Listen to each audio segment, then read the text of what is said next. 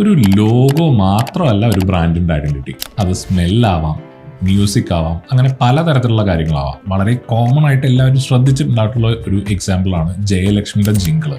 ആ മ്യൂസിക് അവരുടെ sonic identity അല്ലെങ്കിൽ സോണിക് ബ്രാൻഡിങ്ങിന്റെ ഭാഗമാണ്. അതുപോലെ ഒരു ബ്രാൻഡ് എങ്ങനെ മറ്റുള്ളവരുടെ അടുത്ത് സംസാരിക്കണം, അല്ലെങ്കിൽ ഒരു കസ്റ്റമറിന്റെ അടുത്ത് അല്ലെങ്കിൽ ഒരു ടാർഗറ്റ് ഓഡിയൻസിന്റെ അടുത്ത് എങ്ങനെ സംസാരിക്കണം നിങ്ങൾ ആലോചിച്ചിട്ടുണ്ടാവില്ല.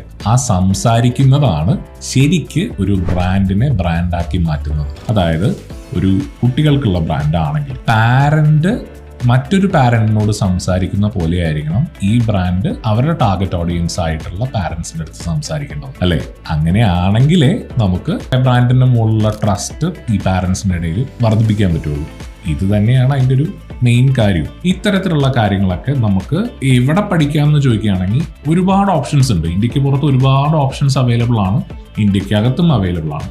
പക്ഷേ ഡീറ്റെയിൽ ആയിട്ട് പഠിക്കുന്ന അത്യാവശ്യം നല്ല കേസ് സ്റ്റഡീസ് കവർ ചെയ്യും, ഒരുപാട് ബ്രാൻഡ് ഡിസ്കവറി ആക്ടിവിറ്റീസ് ഇൻക്ലൂഡ് ചെയ്യുകയും ചെയ്യുന്ന പ്രോഗ്രാംസ് വേണം നിങ്ങൾ ചെയ്യാനായിട്ട്.